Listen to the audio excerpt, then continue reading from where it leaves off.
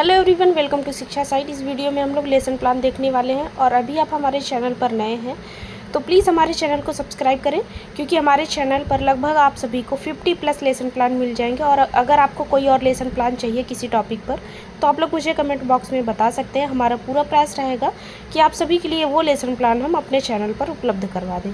और सब्सक्राइब करने के साथ बेल आइकन ज़रूर प्रेस करें, जिससे वीडियो अपलोड किया जाए तो उसका नोटिफिकेशन आप सभी को मिल जाए। तो चलिए स्टार्ट करते हैं। सबसे पहले दिनांक, विषय, चक्र, कक्षा, प्रकरण और अवधि डालते हैं। जो भी हमारी ब्लैक बोर्ड एंट्री होती है उसे करेंगे।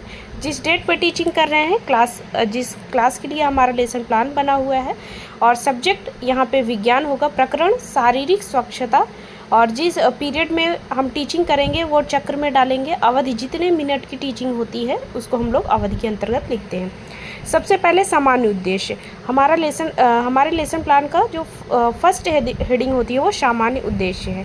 छात्रों में विज्ञान विषय के प्रति रुचि जागृत करना, छात्रों में कल्पना शक्ति का विकास करना, छात्रों में अन्वेषण को बढ़ावा देना, छात्रों में बौद्धिक व तार्किक क्षमता में वृद्धि करना, छात्रों में वैज्ञानिक तथ्यों व सिद्धांतों से अवगत कराना। अगला है विशिष्ट उद्देश्य। तो विशिष्ट उद्देश्य जो है आपके प्रकरण से रिलेटेड होगा। तो छात्र शरीर की स्वच्छता के विषय में जान सकेंगे, छात्र स्वच्छता तथा शरीर के अंगों के बचाव से परिचित हो सकेंगे। और जब भी आप विशिष्ट उद्देश्य लिखिए तो इस लेसन प्लान में यहाँ पे 2 ही पॉइंट दिया गया है, लेकिन आप मिनिमम 3 पॉइंट ज़रूर लिखें और उस टॉपिक से रिलेटेड ज़रूर लिखें। अगला है सहायक सामग्री। चाक, डस्टर, लपेट, श्यामपट्ट और इत्यादि, या जो भी आप टीचिंग करते टाइम जो भी टीचिंग एड्स लेके जाएंगे उसे आप सहायक सामग्री के अंतर्गत यहाँ पे सहायक सामग्री के अंतर्गत लिखेंगे। जैसे आप कोई TLM लेके जा रहे हैं तो उसको भी आप यहाँ पे लिखिए कि आपने सहायक सामग्री में टीचिंग में कौन कौन से टीचिंग एड्स आपने ऐड किया हुआ है। तो आगे आप यहाँ पे देखेंगे। और सहायक सामग्री के बाद पूर्व ज्ञान। पूर्व ज्ञान में आप लिखेंगे छात्र शरीर के अंगों के विषय में पूर्व जानकारी रखते हैं। और फिर इसके बाद प्रस्तावना। जब भी आपको कोई क्रिटिसाइज़ करने आ रहा है सबसे पहले आपके लेसन प्लान में वो प्रस्तावना प्रश्न पड़ता है, क्योंकि सभी जो भी छात्र अनुक्रिया करेंगे उससे रिलेट करके आपको अगला प्रश्न पूछना होता है। तो इसमें आप 3 कॉलम बनाएंगे, क्रम संख्या, छात्राध्यापिका क्रिया और छात्र अनुक्रिया। पहला प्रश्न पूछेंगे, जब हम बरसात के मौसम में बाहर खेलते हैं तो हमारा शरीर किससे गंदा हो जाता है? जब हम बरसात के मौसम में बाहर खेलते हैं तो हमारे शरीर में धूल, मिट्टी आदि से गंदा हो जाता है। आपको ध्यान ये देना है कि जब भी आप छात्र अनुक्रिया में किसी प्रश्न का उत्तर लिखें तो उसे पूरा उत्तर लिखें। जैसे ये नहीं है कि हमारा शरीर गंदा हो जाता है, ऐसा सिर्फ छोटे पूरे शब्दों में आपको उत्तर यहाँ पे लिखना होता है। धूल मिट्टी से क्या होता है? तो यहाँ पे धूल मिट्टी शब्द आया तो हमने यहाँ पे अगला इससे रिलेट करके धूल मिट्टी से क्या होता है, तो धूल मिट्टी में कीटाणु होते हैं। कीटाणु से हमारे शरीर पर क्या प्रभाव पड़ता है? तो कीटाणु से हम बीमार हो जाते हैं। स्वस्थ रहने तथा बीमारी से बचने के लिए हमें किन किन बातों का ध्यान रखना चाहिए? तो ये समस्यात्मक हो जाएगा, तो यहाँ पे आप डैश करके या समस्यात्मक लिख के आगे छोड़ सकते हैं। अगली हेडिंग होगी प्रस्तावना प्रश्न के बाद उद्देश्य कथन। आज हम शारीरिक स्वच्छता के बारे में अध्ययन करेंगे। और उद्देश्य कथन लिखते ही हम ब्लैक बोर्ड पे जो प्रकरण होता है उसके पहले हम स्पष्ट लिखते नहीं हैं वहाँ पे, और प्रकरण के अंदर उद्देश्य कथन आप बोलते हुए अपने ब्लैक बोर्ड पर लिखेंगे। फिर उसके बाद प्रस्तुतिकरण।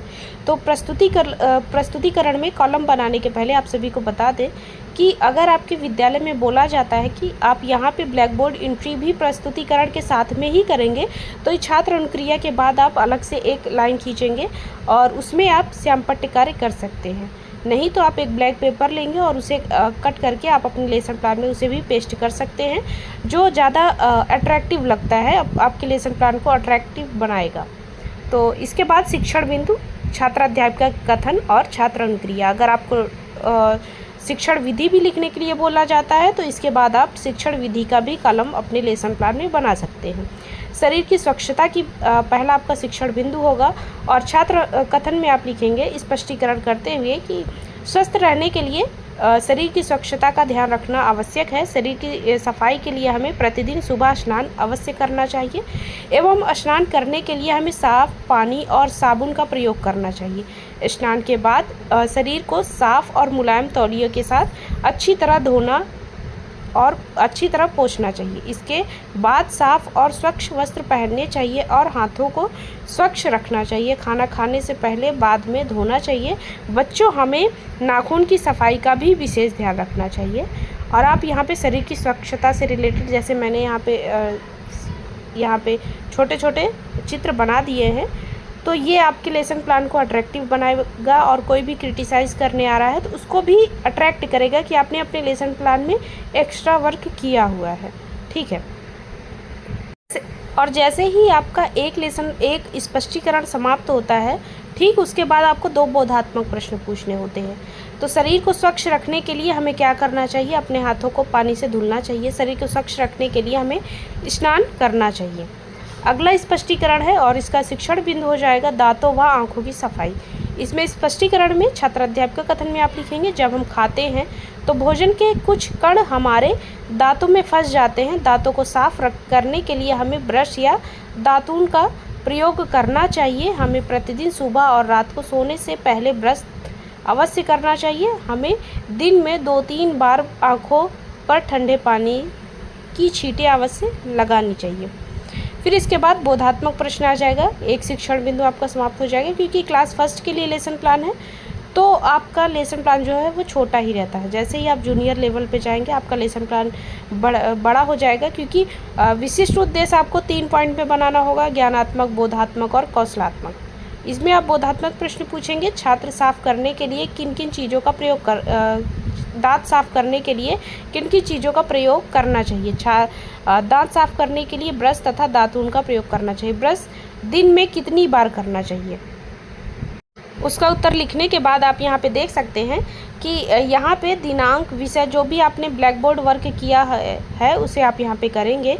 और जो भी प्रकरण लिखे उसे अंडरलाइन आपको ज़रूर करना है। उसके बाद श्यामपट्ट कार्य, समय समय पर छात्राध्यापिका द्वारा श्यामपट्ट कार्य किया जाएगा जो बाएं पृष्ठ पर अंकित है।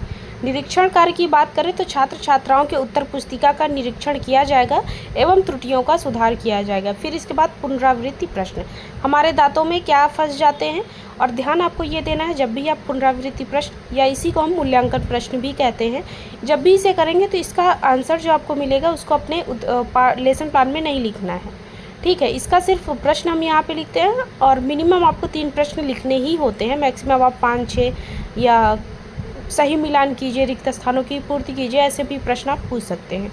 हमारे दांतों में क्या फंस जाते हैं? दूसरा प्रश्न हो जाएगा, दातून का प्रयोग हम किस अंग की सफाई के लिए करते हैं? हमें अपनी आँखों को किस प्रकार के पानी से धुलना चाहिए? फिर इसके बाद गृह कार्य आ जाता है, सही या गलत बताइए। हमें प्रतिदिन स्नान करना चाहिए, तो सही है या गलत? हमें अपने नाखून को साफ नहीं रखना चाहिए। तो ये लेसन प्लान यहीं पे समाप्त होता है। अगर आपको ये लेसन प्लान पसंद आता है तो प्लीज़ वीडियो को लाइक करें, अपने दोस्तों के साथ शेयर करें और अभी तक चैनल को सब्सक्राइब नहीं किए तो प्लीज़ करें।